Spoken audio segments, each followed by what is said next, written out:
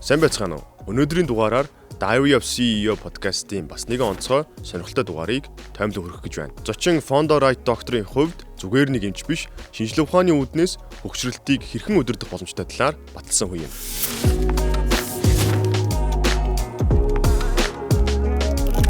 Доктор Fondo Right бол спортын ангаах ухаанаар мэргэжсэн салбартаа тэргүүлэгч ортопед мэс засалж юм. Түүний хэлсэн үгс болон үзэл баримтал нь Wall Street Journal, New York Times, USA Today зэрэг дэлхийн нэр хүндтэй хэвлэлүүдэд тогтмол нийтлэгддэг билээ. Тэрээр энгийн аргуудын тусламжтайгаар хүмүүсийг нас ахисан ч хүч чадал, хөдөлгөөний чадвараа хадгалах боломжтой болгож өгдөг.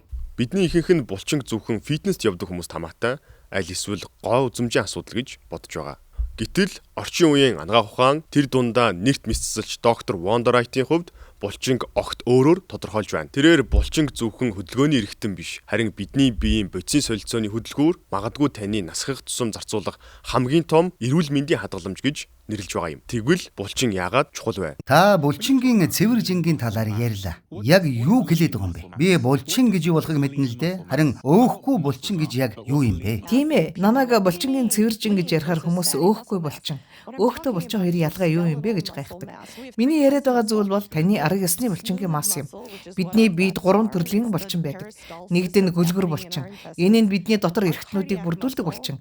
Жишээ нь нарийн гидснийг өргөлцөх хөдөлгөөнийг үгээр удирддаг. Хоёрт нь зүрхний булчин. Энэ бол бидний зүрхийг бүрдүүлдэг булчин. Энэ нь өөрийн гэсэн хэмнэлтэд бөгөөд бие дан цохилдог. Гуравт нь арга ёсны хөндлөн судалтай булчин. Биеийн бусад бүх булчин үүнд багтана. Таны хийж буй хөдөлгөөн бүхэн арга ёсны булчингийн тусламжтай явагддаг. Бидний биед 650 гаруй арга ёсны булчин бий. Энэ нь таныг хөдөлгөх үндсэн шалтгаан болохоос гадна зөвхөн хөдөлгөөнөөр хязгаарлагдахгүй маш чухал үүрэгтэй. Бодисын солилцооны идэвх. Булчин бол бодисын солилцооны хувьд маш идэвхтэй эрхтэн. Энэ нь биеийн бусад үйл ажиллагааг хянах гормонуудыг ялгаруулдаг. Эрчим хүчний үйлдвэр, таны биеийн цахилгаан станц болох митохондруудын ихэнх нь булчинд байдаг. Тэд цусан дах глюкозыг авч эрчим хүч болгон хувиргадаг. Ихэнх хүмүүс булчинг зөвхөн фитнесийн талент харагдах томорсон бие гэж боддог. Гэвч үнэндээ булчин бол хөдөлгөөн болон бодисын солилцооны хамгийн чухал хөдөлгүүр юм. 30 нас. Бидний ихэнх нь 30 насыг амьдрал дөнгөж цэцгэлж байгаа үе гэж боддогч. Бие махбодын хувьд энэ бол булчингийн хамгийн оргил үе байдаг. Доктор Right-ийн хэлж байгаа хамгийн анхаарал татсан зүйл нь бид 30 наснаас хойшоо зориудаар булчингаа нэвхэд хүчин чармаалт гаргахгүй бол байгаа нөөцөө идэж дуусгаж байгаа гэсэн үг юм. Тэгвэл бидний булчин 30 наснаас хойшоо үнэхээр буурдаг уу? Түр хүлээгээрэй. Юу гэсэн үг вэ? Би дөнгөж 30 настай шүү дээ. Мэдэж байна. Миний булчин тэгээд оргил зэгтээ хүрчихсэн гэж юу? Би яг чамаага бодож ярьж байгаа юм. Бидний ясны нэгтрал хэдийнэ оргилдоо хүрсэн гэж та бодохгүй байна уу? Бид магадгүй булчингийн массынхаа хувьд ч дээд цэгтээ хүрчихсэн байгаа байх.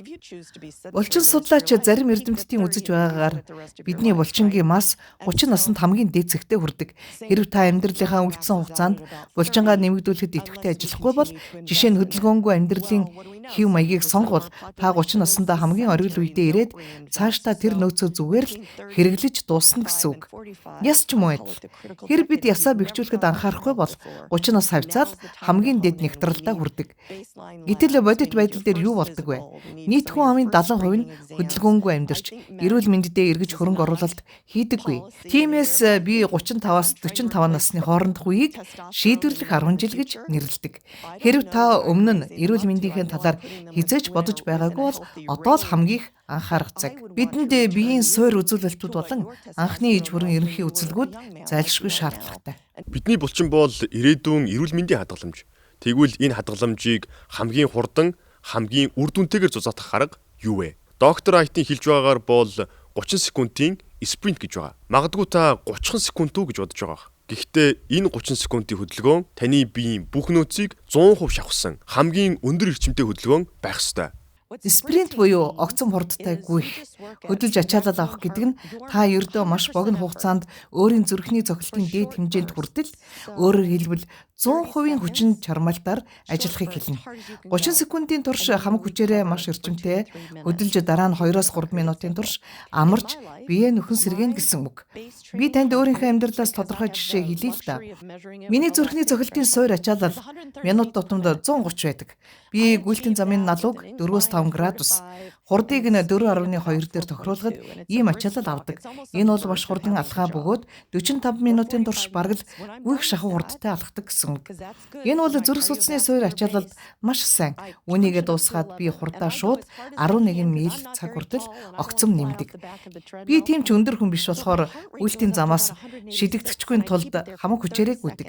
Ингээд миний зүрхний цохилт минут тутамд 186 хүрдэг бөгөөд би үүнийг 30 секундын турш барьдаг. Ийм хэмжээний ачаалал авах нь ердийн өндөр эрчимтэй интервал дасгалаас 40%-аар илүү өөх шатаадаг юм. Би өдөржин суугаа ажилдагч оройн нь 1 цаг заал аваад бэлтгэл хийчихдэг юм чинь зүгээр гэж бодож байж магадгүй. Гэтэл биднийг суумагц бидний биеийн хамгийн том хөдөлгүүр болох хөлний булчин унтардаг. Булчин унтарна гэдэг нь таны бие цусндах сахараа боловсруулахаа болж бодисын солилцоо зогсон байдалд орж архаг өвчний их усүр болдог байх нь. Сууга тахал гэх нэр томьёог таныг анх хэрэгэлсэн гэж би бодож байна. Сууга тахал гэж яг юу юм бэ? Сууга тахал гэдэг нь манай улс орны хэмжээнд амьдралынхаа бүх салбарт хийж буй үйлдэл юм. Бид ажиллаж байгаа ч ширээний ард суудаг. Бид тоглож амарч байгаа ч уцаа оролдох юм уу ямар нэг зүйл үзээд л сууж байдаг.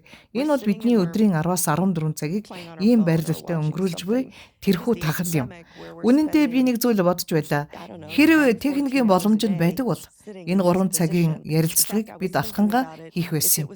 Зүгээр л суугаад байх нь бидэнд юу авчирдаг вэ? Энэ нь биднийг хөдөлгөөнгөө байдлаас үүдэлтэй үхлийн хам шинж гих зам руу хөдөлдөг. Энэ нэр томьёог би өөрөө зохиочихсон ч болоосоо гэж хүсдэгч.